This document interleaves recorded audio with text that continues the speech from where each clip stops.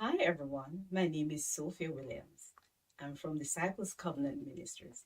Just want to encourage you at this time from Psalm 91. He that dwelleth in the secret place of the Most High shall abide under the shadows of the Almighty. I know it's difficult times that we're living in, but I just want to encourage you to draw closer to God. Be strong in Him. Be encouraged, and He will direct your path. God bless you. You're watching DCM TV.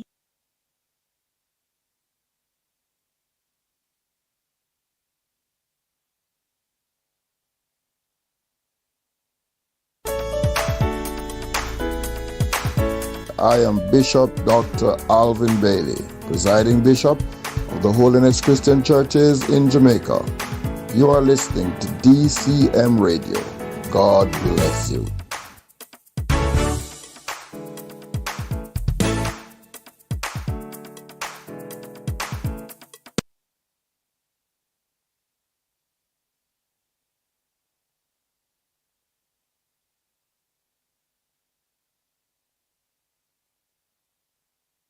Hello, I'm Apostle Juan Rodriguez from Panama, Central America, and you're listening to DCM Radio Jamaica. Keep it locked. There's a powerful word of the Lord for you today, and be blessed in the mighty name of Jesus.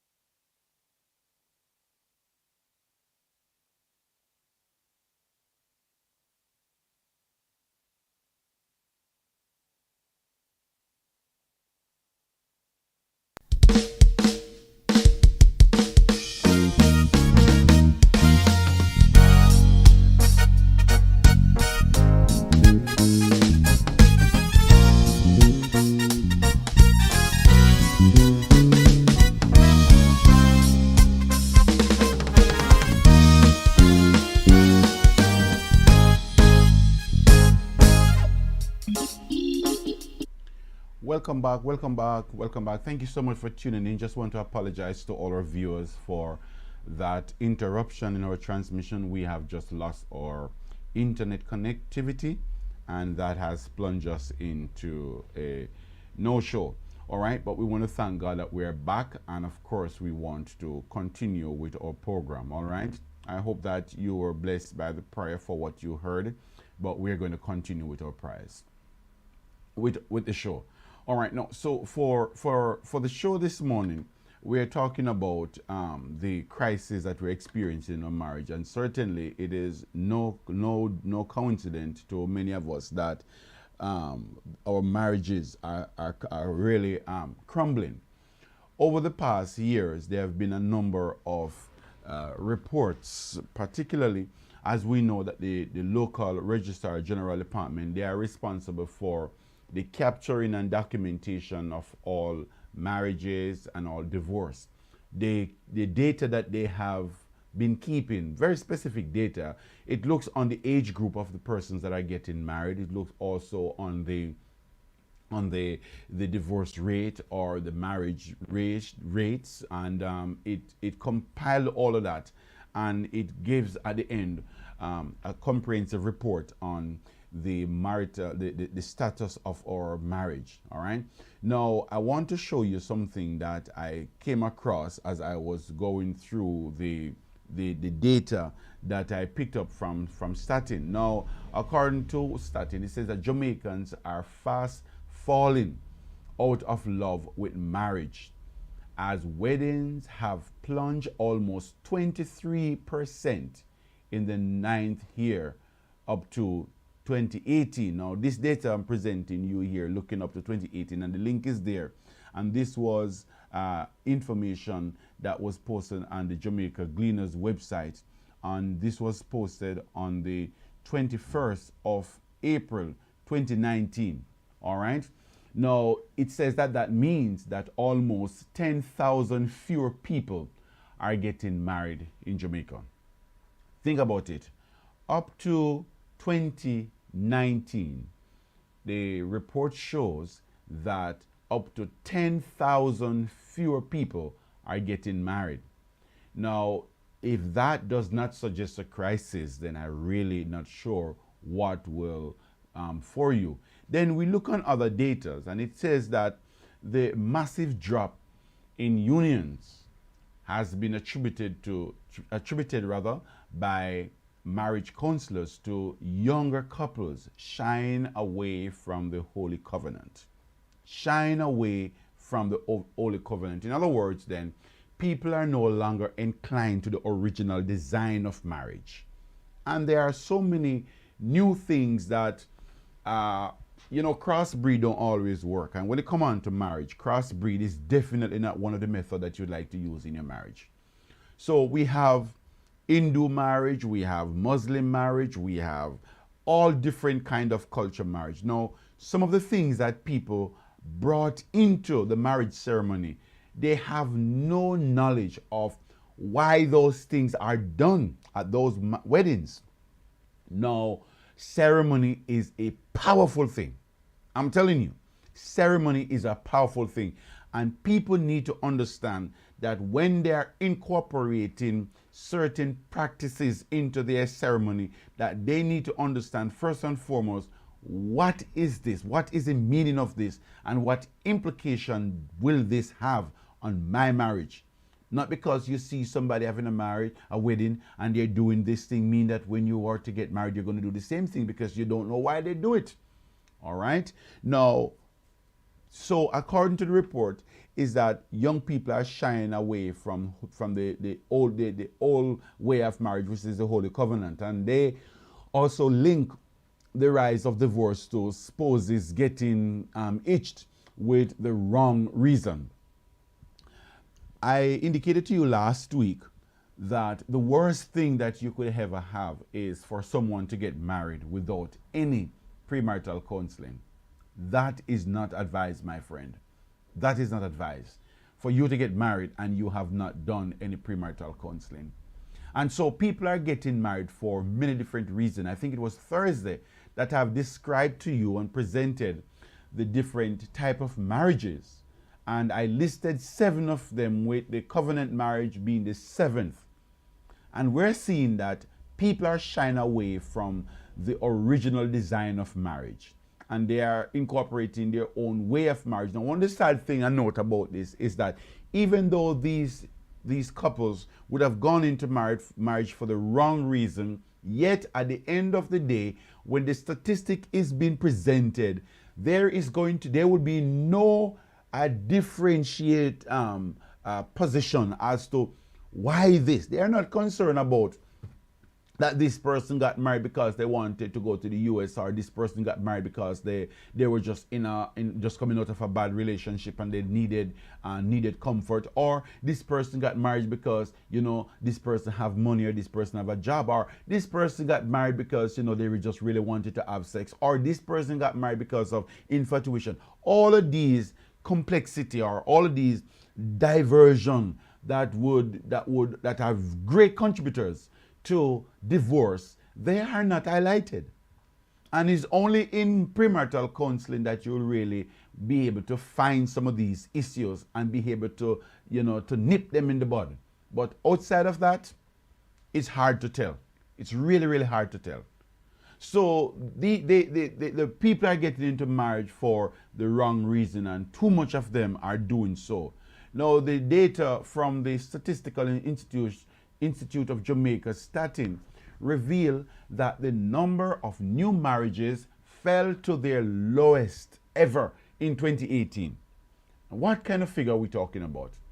Reflecting a steady decrease from 2,692 ceremonies in 2009 to 16,792 last year, and at the time of the report, then that would have been this report would have been in 2019, right? And all indications are that the number will rise as divorces climb, according to the Statin data. And I tell you, I am really interested to see what the 2022 data will show, because certainly people continue to experience difficulties. In 2020, when we had the pandemic, there were so many divorces recorded. And I'm telling you, it's amazing. I told you that I would be giving you data and statistics and all of these things to show you the status of marriage, not just in Jamaica. If I was to go to a US website to pick up and their statistic on the rate of divorce and marriage, I believe it would be devastating, considering what is happening in that area as it relates to same-sex marriage and all of these crazy things. I would imagine that it would have been a greater depreciation in marriage and a higher increased level in divorce. Right now, the report continues that there were 16,719 marriages registered in 2018. And this is a decline of a 4.8% compared to the 17,561 recorded in 2017. So between 2017 and 2018, there's a 4.8 decline. Now, I want you to look closely at what will precede or what will come after. The divorce rate from 2018 was 20.4%. You see that? 20.4 divorce per 100 marriages compared to the rate of 16.4 divorce per marriage in 2017. There is a steady decline in marriage and a steady increase, or maybe say maybe I could say an aggressive increase, a 4.8 in 2017, and that in 2018 has now been moved up to 20.4. That is alarming. That is alarming, my friend. What it says that our nation is in a crisis. Our nation is indeed in a crisis, and as people of God, we have to be concerned, because the state of marriages will always be a reflection of the home. The state of marriages will always be a reflection of the home, and the state of the home will always be a reflection of the society. Whatever the society is going to look like, it is pretty much going to reflect what's coming from the home. Hence, we find that the deterioration in marriages is not only affecting what we consider as the social fabric of our society as it relates to some of the social norms that are changing, and the aggressiveness in people's behavior towards each other, the irate in crime and violence, the irate in domestic violence, and all of this, my friend, is showing you that fewer people are really appreciating each other, are loving each other, are planning for the future, planning for their families, and planning for their children. This is alarming. Now, to close off on this, I really could not do so without offering to persons who are married an opportunity to see from God's vantage point key ways in which your marriage can last. And this is absolutely important, my friend. So what kind of married couple do what can a married couple with this irate of divorce, with this irate of less people getting married, with this notion that getting married is a crisis, is a problem, and it's going to be damaging for you? The question is this morning: what can a married couple do to ensure that their marriage will last? What can they do? Are there any hope for marriages? Yes, there are. I can tell you. And I would like to share a few tips with you this morning from the text. The first and most important issue is one of obedience to God and His Word. I cannot begin by giving you any key to a successful marriage without starting right where it belongs, right there from the original designer's book. Obedience to God's words is pivotal for a successful marriage. Now, this is a principle, my friend, that should be enforced before the marriage begins. Why? Because God says in the Word of God says in Amos, I believe in Amos chapter 3 and verse 3, that do two walk together unless that they have an agreement to do so? Absolutely not. And this agreement is in the original design of God the Creator, who designed how people should be together. For the born again believer, this means not beginning a close relationship with anyone who is not also a believer. You're going to have a problem. And then when that problem begins, then you're going to blame somebody for that problem. In 2 Corinthians chapter 6, 2 Corinthians chapter 6, I believe in verse 14, the Apostle Peter giving instruction to the Corinthians church. As you know, they were a very troubled church. They have a lot of issues, and of course they were marrying, giving into marriage, and they were cross-marrying, and a lot of things was going on. And the Apostle Paul wrote in 2 Corinthians chapter 6 and verse 14, and the Apostle Paul says, look, I want you to understand this, and it is absolutely important. Paul says, do not be yoked together with unbelievers. Do not be yoked together with unbelievers. And he continued, he says, for what do righteousness and wickedness have in common? Pivotal question. What do righteousness and wickedness have in common? Or, he says, what fellowship can light have with darkness? So for those of us who are in the body of Christ, if this one principle were followed, I believe with all my heart that it would save a lot of heartache and suffering later in your marriage. When you are getting married, make sure that you are marrying to a believer if you're a believer. Because light and darkness have nothing in common. Wickedness and righteousness have nothing in common. And light and darkness, believe me, there are no fellowship there. Another principle that I'd like to share with you as a key step to a successful marriage, or to have a marriage that will last. Another key principle is this, that would protect the rather longevity of a marriage, is that the husband should obey God and love and honor and protect his wife, and he as he would his own body. There is no way about it. This is what the scripture says. Husband, love your wife in Ephesians chapter 5. Husband, love your wife.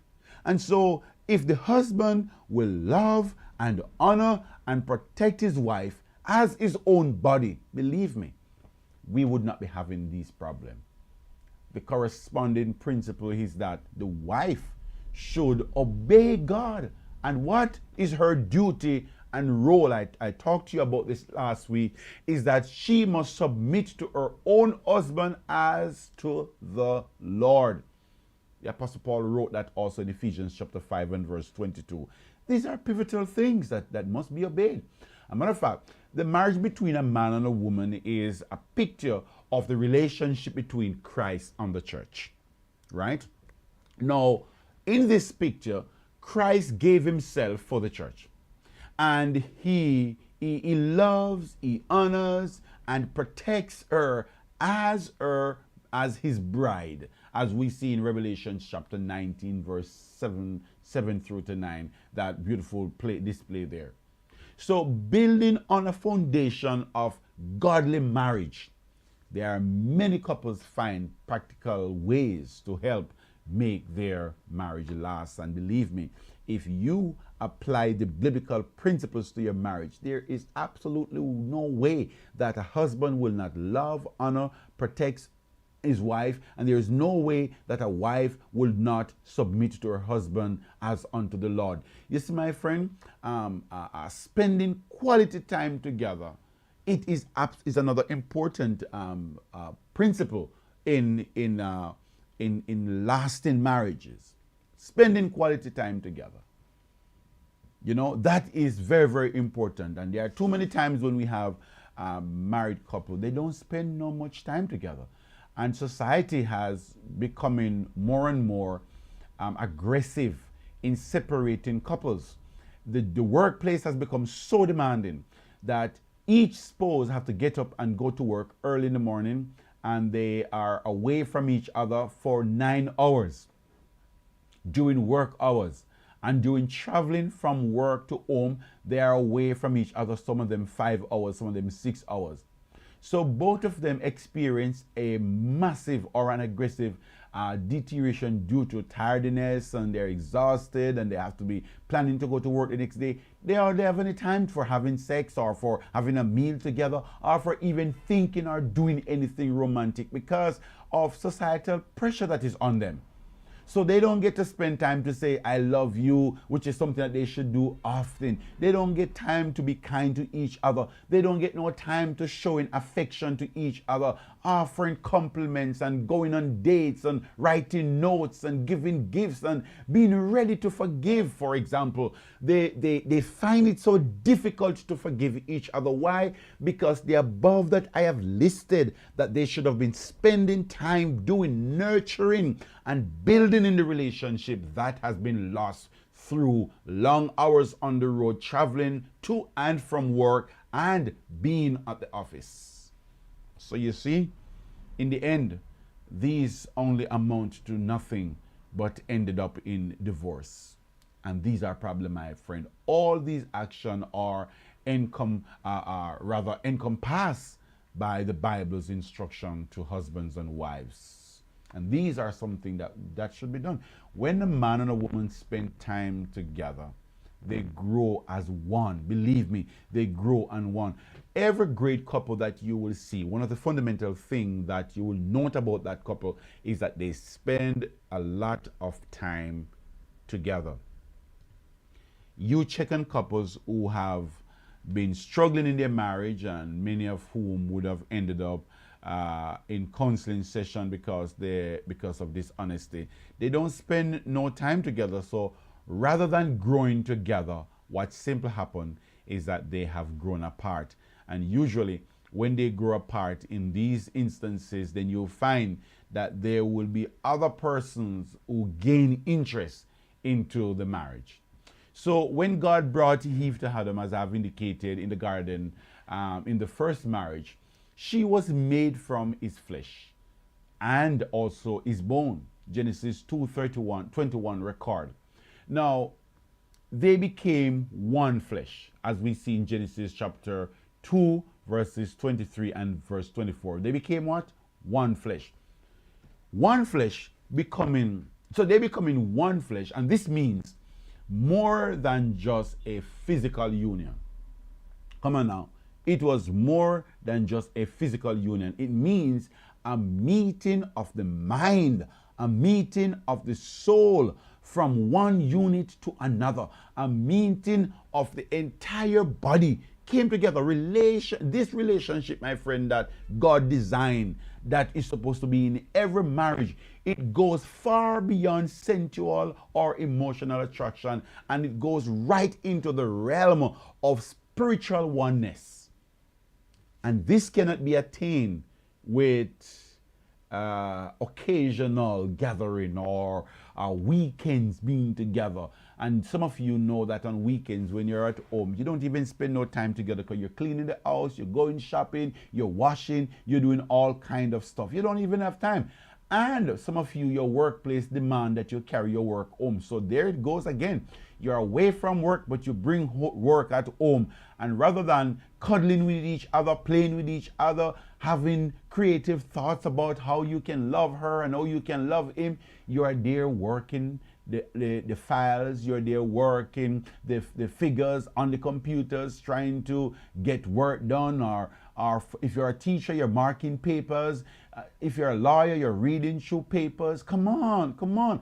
God desires for you to have a marriage that is beyond physical and emotional and sensual, but one that had reached the height of spiritual oneness.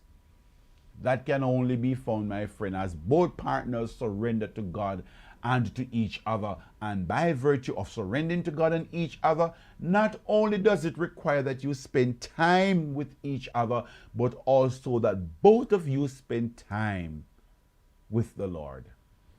Either you're going to do it individually or you're going to do it together. It matters not. Spending time with God is also important. This relationship, my friend, is not centered on me or my. Something that we see causing the divorce rate to be skyrocketing. The me and the I, or the me and the my kind of a philosophy that has now entered into the arena of marriage.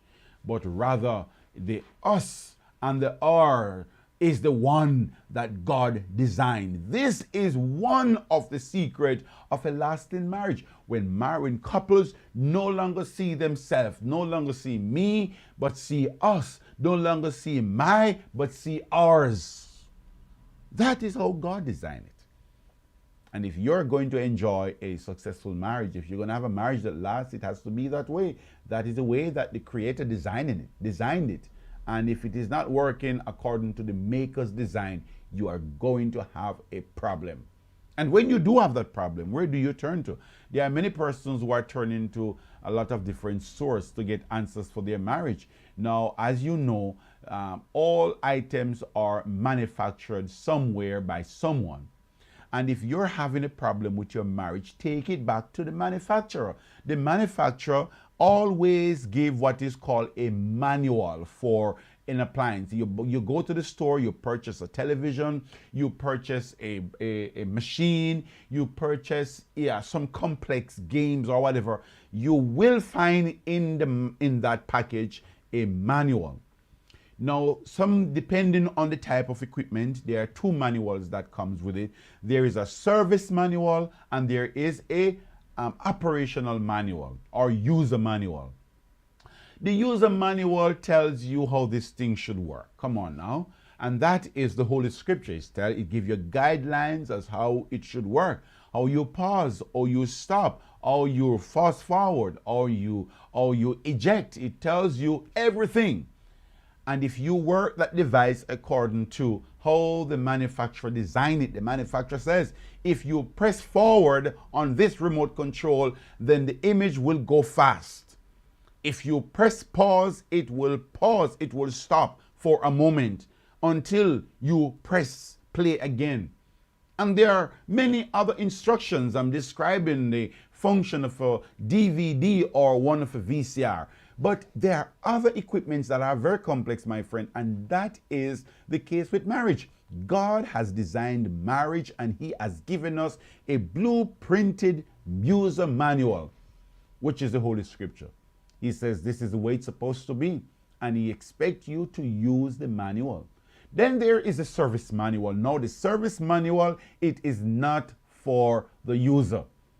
The service manual are for trained professionals, and that's where pastors and counselors come into play, and by virtue of the power of the Holy Spirit.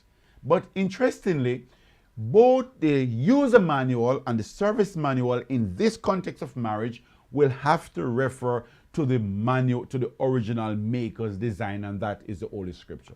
So when you go to a counselor, a marriage counselor, or you go to a psychiatrist, depending on the nature of your problem, or you go to your pastor, then you're actually seeking for your marriage to be repaired.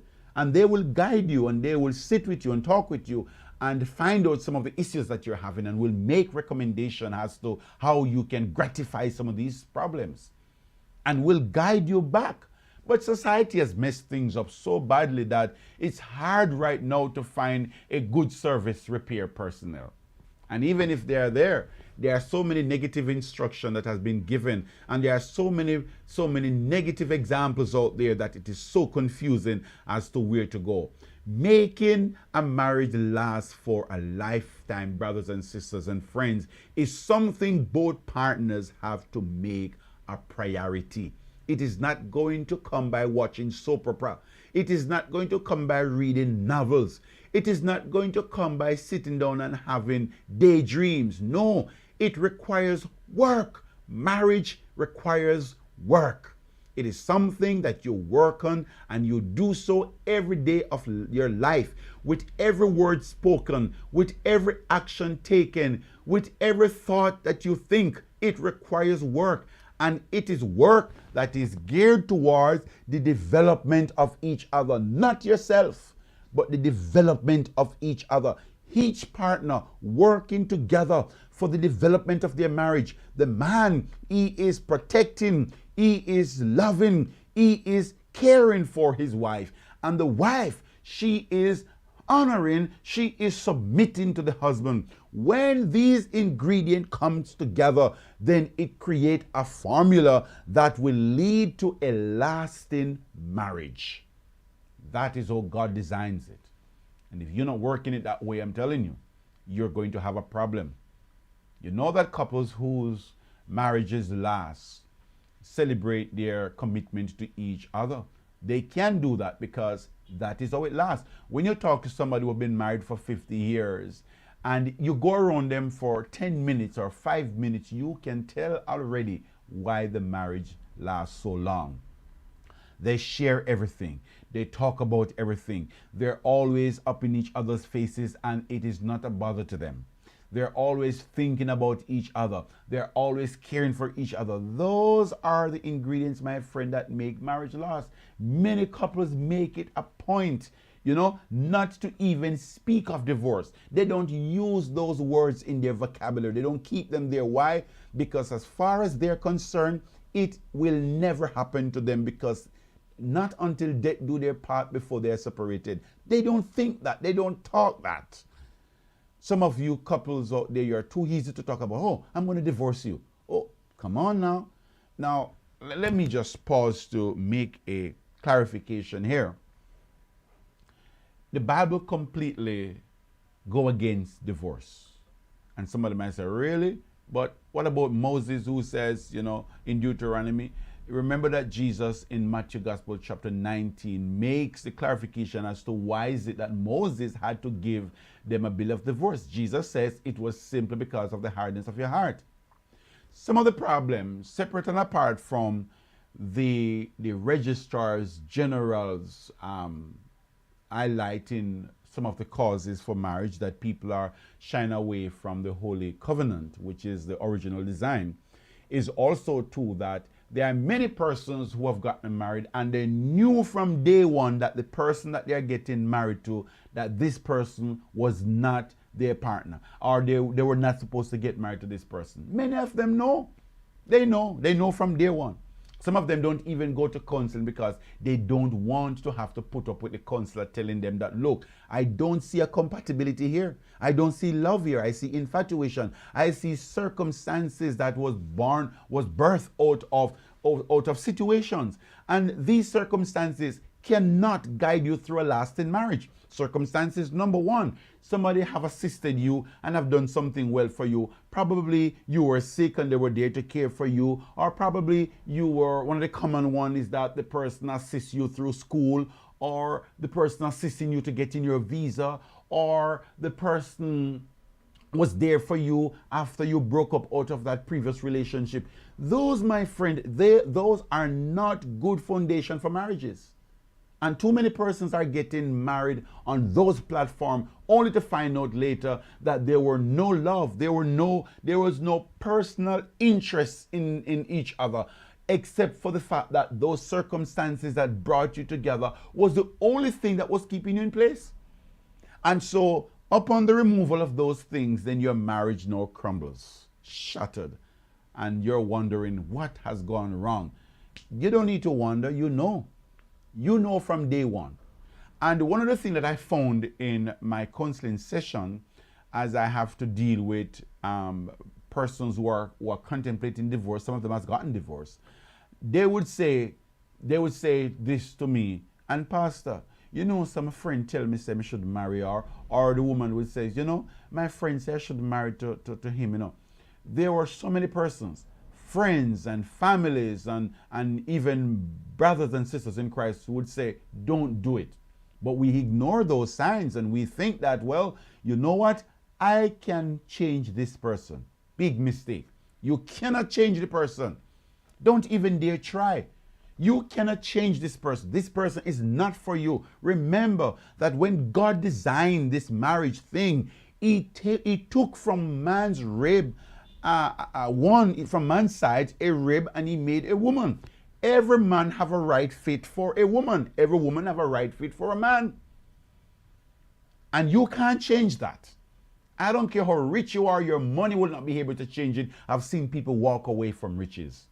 I don't care how famous you are, your celebrity and your fame will not be able to make that marriage work. I've seen people walk away. Haven't we seen the celebrity stories? How many celebrities have gotten divorced and it's ended up before the court and all these things? These are people with money and fame. And those has not worked. So what make you think it's going to work for you? You cannot change a person.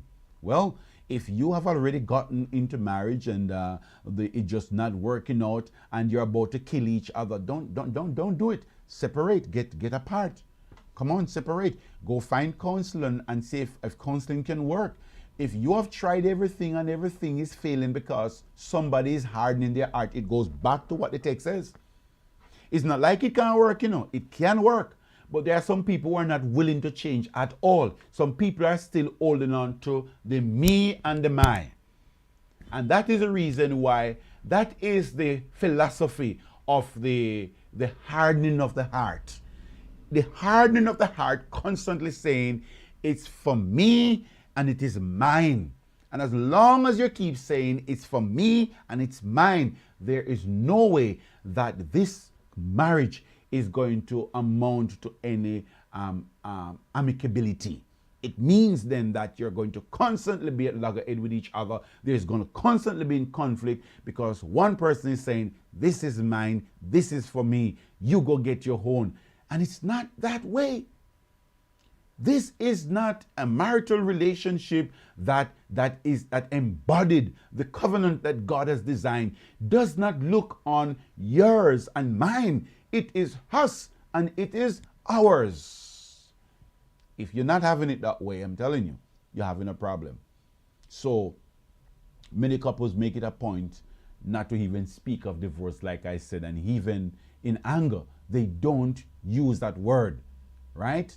So solidifying one's vertical relationship with God goes a long way towards ensuring that there is a horizontal relationship between a husband and his wife, that it is a lasting, God honoring one. He does not honor two. When you say, I do, and the pastor says, I now pronounce you husband and wife, God does not look on you as two, it looks on you as one. Looks on you as one. So, as I close today, I hope these tips will really help. And we're going to continue on this discussion tomorrow. A couple who desire their marriage to last must learn how to deal with problems. Too many of us are shying away from problems. There's no marriage that has no problem. Sophie and I have been married for a number of years now, and we have had problems upon problems. My parents have been married now for over 55 years, and they are still alive, and they are still living together. They are still doing things together. My mother and father, they do everything together. Everything that they do, it is done together. Everything. My father goes out, you give him something to eat.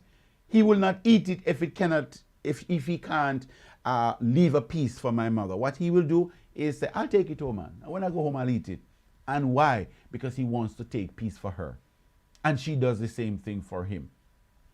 They are one. The two, they are one. Inseparably one. In God's eyes, marriage are forever. And every time that I'm doing a marriage counseling, I said to the couple, I said, listen to me. Don't you ever dare think that you can ever get away from each other. This thing is forever. And I challenge them. I says, look, if you're planning to quit at a certain amount of years, I suggest to you, don't even dare to get into it now. Learn to deal with the problems that you find in your marriage. You will always have those problems. You're not going anywhere. And some of the best ways to deal with this problem is 1, through prayer. 2, reading your Bible. Study the Bible. You'll find that the answers are there because, like I said earlier, this is the manual for your marriage. Every problem that you will face in your marriage, the solution is right there in the marriage. When you have an appliance that is malfunctioning, you go to the manual. You have a motor vehicle that is malfunctioning, you take it to the dealer, and the first thing they do now in this modern time, they run a diagnosis. And that diagnosis that they run tells them where the problem is, and they go to the manual to see how it is repaired. That is how you will treat with your marriage. The Bible, the Holy Word, Scriptures, it is your manual for repairs. A mutual agreement, my friend, then are good when you're dealing with problems. Try to see if you can come to an amicable solution. Both of you agree, says, okay, if this is a problem, I'm willing. Be the first in the marriage to say, I'm giving up my position so that we can have oneness in this situation. And there is nothing wrong with seeking outside help. In fact, I would like to suggest that one of the purposes of the church is to spur one another on towards love and good deeds, according to Hebrews chapter 10 and verse 24. So nothing is wrong if you're having problems in your marriage and you consult with a sister you trust, a brother you trust, or your pastor or some counselor. Nothing is wrong. In the country, it says you're carrying the business to the road. No, that is a foolish way of keeping the carpet dirty. That is a way of keeping the carpet dirty. By every time something happens, you sweep it underneath the carpet. Let me tell you something about sweeping dust on the carpet. One of these days it's going to pile up so high that the carpet is going to get stink. And one of these days, even if it doesn't get stink when it's dry, once water hit that carpet, it's going to be messy. Ensure that you lift the carpet and wipe it out, clean everything so there's nothing in your marriage that is going to come and bite you. Go and get help. Help is necessary when you're having problems. Sometimes a better eye is the eye that is not in your head. You hear me? Sometimes a better eye is the eye that is not in your head, because God placed your eyes in the front of your face. You ain't got no eye in the back of your head. So whatever is going on in that spot, it is a blind spot. You can't see that. But I guarantee you that the people around you can see it. Why don't you talk to them? Why don't you ask them to assist you in identifying some of these errors? And you must be willing to take the criticism. Take them gracefully. When somebody says to you, hey, Fitzroy, you are the problem. Don't say, how come you're talking to you're my friend? No, you be a good friend. This person is a good friend. You are the problem. you are, let's say you are misbehaving, you're not appreciating your wife, you're watching too much blue movie, come on, you're spending too much time on work, you're spending too much time in the bar, you're drinking too much, you're having too much women friend, come on, the long list goes on. And for the women, you're having too much girlfriends. And those are some of the things that is causing a problem in your marriage. For the women, usually have problems in their marriage, I find in my counseling session, because them have too much friends and they have to service all of these friends with an everlasting conversation that never ends and opinions and ideas that they want to take into their marriage. It don't work. It doesn't work. Whatever opinion and idea that is in the marriage, let it be between your husband and your wife. What you and your friend them talk outside, let it be out there. If your friend is having a particular sexual relationship, that is their business. Don't bring that into your marriage. Because if your husband doesn't like it or if your wife doesn't like it, it is going to be a problem. And don't say, how comes you can't be like Pam and Susie? That's right, you got that right. Your wife is not Pam, your wife is not Susie, your husband is not Roy, and he's definitely not Harry. You need to understand who your spouse is and understand what is it that they like. Learn their love language, Dr. James Dobson says, and try to understand how these people communicate. Try to understand what they love, what they don't love, how they like to spend their time. Is your husband or wife is that person who like to take some quiet time? Do they like the cuddling? Do they like to watch sports? Do they like, what is it that they like? Do you even know? The only way that you're going to know is when you spend time together.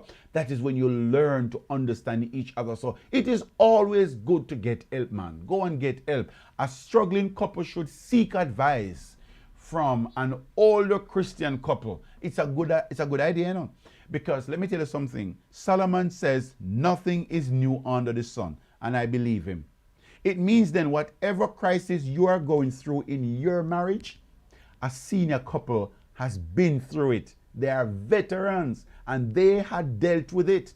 It may not have been a smooth flow while they were dealing with it, but guess what? The fact that they are still together suggests that they have conquered that problem. And if they had conquered it, guess what? They can guide you how you can conquer it as well. Talk to a older couple, Christian couple. Talk to a pastor or a biblical marriage counselor. And I want to be careful when I say that, because there are a lot of persons now who are going around claiming to be counselors, and their advice, they are ungodly advice. And you know what the Bible says in Psalms chapter 1? Do not walk in the counsel of ungodly people. Stay away from it. All right? Stay away from it. So as I bring the curtain down this morning, I hope that those suggestions will help you a lot in your marriage as you struggle. There will be struggle. There must be struggle. Remember, you're trying to learn each other. And might I say, as before I close, that if you even live together for 1,000 years, you will never understand your spouse in its entirety. It's a long road, my friend. Only God understands them. Only God knows the fullness of who they are. And he placed them in your life, your husband, your wife, for you to just love them, learn them. Husband, your job is to protect your wife, to honor her, and to care for her. Wives, your job is to submit to your husband as Christ, as your own husband. That's right. The husband will love his wife as Christ loved the church. The wife would submit to her husband as her own husband. All right. I really hope that these solutions will really help you as you go along. As I have indicated in my opening, that the statistic for divorce is just too much. It's too much. It has to come down. And we have to make it come down by ensuring that we pay attention to the way that we love each other. Let me go to the online platform. The time is now 7:35, and I want to again apologize to our viewers for the difficulties that we had this morning, as we have lost internet connectivity, and that has plunged us into a blank screen. For some of you may have lost the connection, but thank you for coming back. Sister Nicole says, good morning, Rev, and the DCM family. Thank you, sis. Good morning to you. She says, need to rely on another to guide along the way. Having a teachable heart is vital. That is true. Having a teachable heart is vital. You know, one of the things that I really think is missing, and I can speak from my experience and being in my late 40s, I'm going into my 50s now, I noticed that through the entirety of my life, two crucial points in a man's life and a woman's life had not been taught. They don't teach these things. Nobody teach a woman about the years of menopause. Nobody teach the man the years of andropause. And so we get into these avenues in life. And when we get into these avenues, we realize that, my God, I'm at a loss. What is happening to my body? The woman asks. What is happening to my body? The man asks. But few of these persons ever get any answer. The damaging effect of this is that menopause and andropause has caused a lot of marriages too.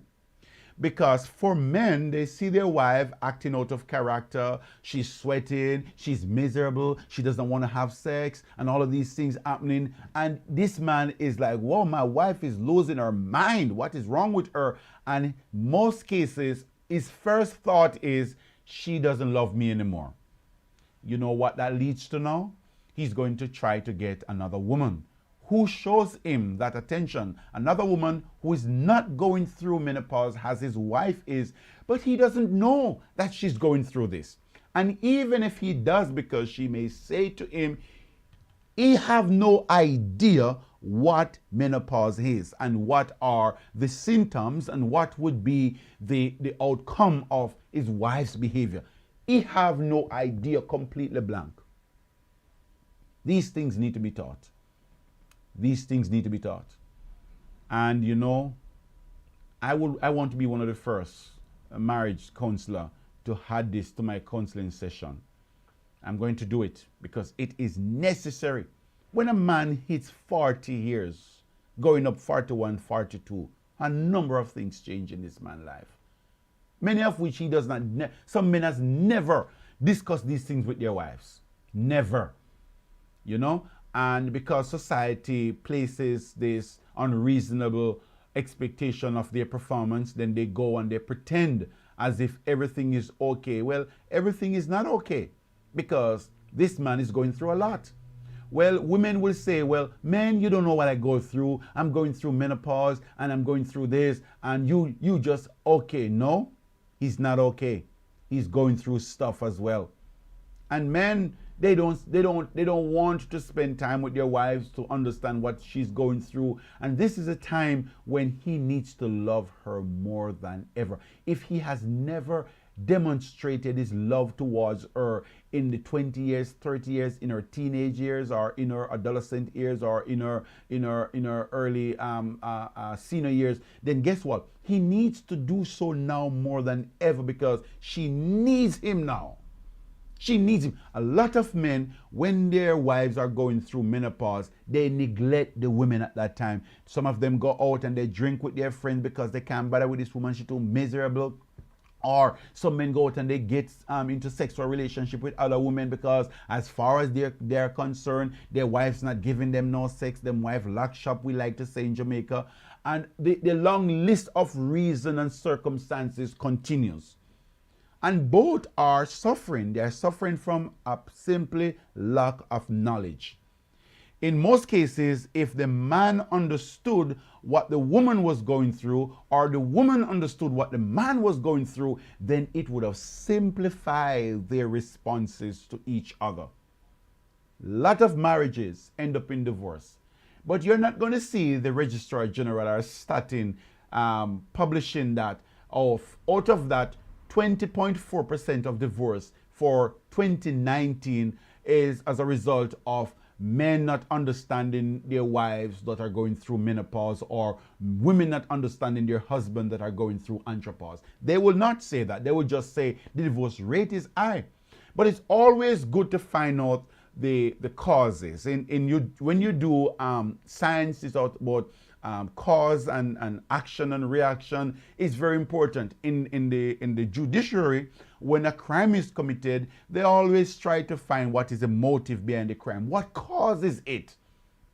And so in marriage, we treat it so lightly, you know. But God knew in his wisdom and in his power, he knew that marriage would require the husband to love his wife every day of his life, in their teenage years, in their adolescent years, in her adult years, in her senior years, in her golden years. He needs to love her. And God also knew that above everything that this couple will go through, that this woman needs to submit to this man. Again, my friend, we have been given a manual for marriage. And if we're not applying the principles of the manual, then we'll only find ourselves in problems. We need to be teaching these things to our people, the importance of understanding what is it that a woman goes through when she's going through menopause. And when she's going through this process, what is it a man can expect or not expect? Come on now. Because it is something that enters the marriage and it does suddenly. I don't think that, I don't know. Like I said, I need to be educated too. And you know what? I'm going to bring in my good friend who is an expert on these things, Dr. Joan Pinkney, to talk about some of the things that men go through. I will bring her in one of these mornings on the show for her to talk about it, because as a marriage counselor, I have seen too many marriages now that are being severed simply because the wife is going through menopause and the husband doesn't understand. Or we find cases where it is the husband that has entered andropause early and the wife doesn't understand what is going on with this man. She says, my husband has become crazy and he's not the same anymore. I don't know what is going on with him, but he's losing his mind. No, he's not losing his mind. He is changing in his body. That is what is happening. So it was good for us to be here today. I want to thank God for allowing us to be here. I promised you that I will have Dr. Pinkney on the show one morning, and I'm going to be opening the line so you can call her and speak with her as it relates to some of the challenges that you will face that you are facing in your marriage. If you're married and your spouse is going through either menopause or andropause, the andropause is not even spoken about. Some people is wondering, what is that? What is that, Rev? It's not even spoken about in our society. Very rarely when you hear anybody talk about that. And probably when you do, it is for some kind of a theory, or it is for some, some teaching purposes, but not really, or some lecture or something, not really intended to become a part of society's need for knowledge or knowledge to be gained, not anything like that. All right, so very interesting topic this morning. 16 minutes to 8 o'clock, and we want to thank God for that. I want to say a big shout out to all the persons who have stayed with me this morning. Thank you for coming on back. And again, I want to apologize for the breaking in transmission earlier. We have Creighton P. Williams saying, very important information, Pastor Williams. Thank you so much. Yes, sir. We need this information out as early as possible for us to get people to understand what is happening in their marriages and how is it that they can treat with them, Until we meet again tomorrow, if the Lord tarries, I will be coming back to you tomorrow, and we are continuing on our marriage series. But I will be bringing in, as I indicated to you, Dr. Joan Pinkney, who is an expert on this. And by the way, Dr. Pinkney will be appearing at a function. I think this function will be held. I think I have the promo here. I'm going to play it for you. And then I come right back to you to talk to you about it, because I really want for you to be a part, for those of you who can be a part of this, to go on there and just to be a part of this event that Dr. Joan Pinkney is going to be a part of. Let me just share it with you. Just hold on a bit. Let me share this with you. Shekinah Glory Global presents Women of Virtue Arise to Honor with host Pastor Prophetess Denise Wellington and Prophetess Natoya Grant Lee, Minister Marcia Tomlinson, Apostle Prophetess Dr. Miriam Lisa Baxter, Prophetess Anna K. Reed, and Dr. Joan Pinkney. Friday, July 22 at 5:30 p.m., Saturday, July 23 at 10:30 a.m., Sunday, July 24 at 4 p.m. Catch Nadine Blair and Perpetual Sounds of Praise on Saturday at 2 p.m. It's at the Olympia Crown Hotel, 53 Malines Road, $5,000 per day. Tickets available now at the hotel and at the door. Call 876-343-2878. Dress code formal, all white. Women of Virtue rise to honor. This event has already gone, right? It was the 22nd, 23rd, and 24th. I hope you were able to attend. I did promote this from last week, so I hope you were able to attend. Right, but notwithstanding that, we're going to try and see if we can get her here to talk to us about menopause and andropause, which men and women go through. All right. Now tomorrow, when we come back, we're going to be talking on a very, very important subject. We're going to be looking on what is the purpose of marriage. Now everybody getting married and everybody's getting excited and they say, oh, I want to get married. Why are you getting married? Oh, some says I want to have children. Some says, well, I'll get married because I want to have sex and I don't want to be in trouble. Some say I'm getting married because I just want a company and I don't want to get old. Why are you getting married? Have you ever thought about it? Why are you getting married? Well, don't miss tomorrow morning's teaching, as I will be, from a biblical vantage point, sharing with you what is the purpose of marriage. God intended marriage for a particular purpose, something that many of us are oblivious to. Well, tomorrow I will be bringing that to your attention. So no longer will you be in the unknown, but then you will understand clearly why God designed marriage. Tomorrow's topic: what is the purpose of marriage? I'm sure that after tomorrow's teaching, you might want to reevaluate your original intent for getting married. I'm Reverend Fitzroy Williams. This has been the Morning Meditation Segment Show. Comes to you live every morning right here on DCM TV and DCM Radio. You can find us on Facebook and on YouTube. Now, I want to say to those of you who are watching, we are at 898 subscribers. We are still short of 1,000, all right? We still need to get to 1,000, that is. And we are kindly asking you to support us by going to Disciples Covenant Ministry, Disciple Covenant Ministry YouTube page, and please punch that subscribe button, right? We really need your subscription. Listen, maybe I need to exaggerate because it is warranted. We need your subscription. Please go to the website and subscribe for us. We need your assistance to get that number up to 1,000. We have been working on this for quite some time, and thanks be to God, we have come a far way, but we're still not there yet. And we need to get to 1,000 subscription. So we're asking you, please, to go over to the page and subscribe. Now, for those of you who are, when you get on the page, you're wondering what is it that you are going to see? Well, let me show you what the page looks like. So if you go to a page and it doesn't look like this, then you're not there. This is what the page looks like, all right? Go on over. And of course, I'll be there to greet you with a greeting. As a matter of fact, I believe as we speak, I'm currently live on the front page there now. Not saying anything because it's not playing right now, but you can go over to the page. Let me see if I can play it. I'm currently live on the front page there now. Not saying a double audio there. That's me right there teaching. All right. So go on over, please. Go on over and subscribe. We need your subscription. We're looking forward for a lot of you to come on and just be a part of it, okay? And if you have not yet indicated to your friend, you can ask a friend. Just ask them, please. Reverend Williams, a pastor in Jamaica in a rural community, you know, he has a ministry online. And if it is doing well, say it's doing well. If it's not doing well, you're not benefiting anything from what we do here, then don't ask nobody. But by any means, if you are benefiting in any way, if you are being blessed by the teachings here, just ask a friend, ask a family friend, can you please go there and subscribe, all right? Looking forward for the subscription to be going up this week. as we continue. It has been an amazing week, and we're looking forward for more things to come on. So tomorrow, I will be discussing with you what is the purpose of marriage. Until we meet again, may God continue to bless and keep you, and looking forward to see you. God bless you. Have yourself a wonderful day.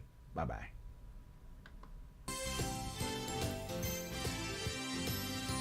You've just seen the morning meditation segment. Join us again tomorrow from 6 a.m. to 7:30 a.m.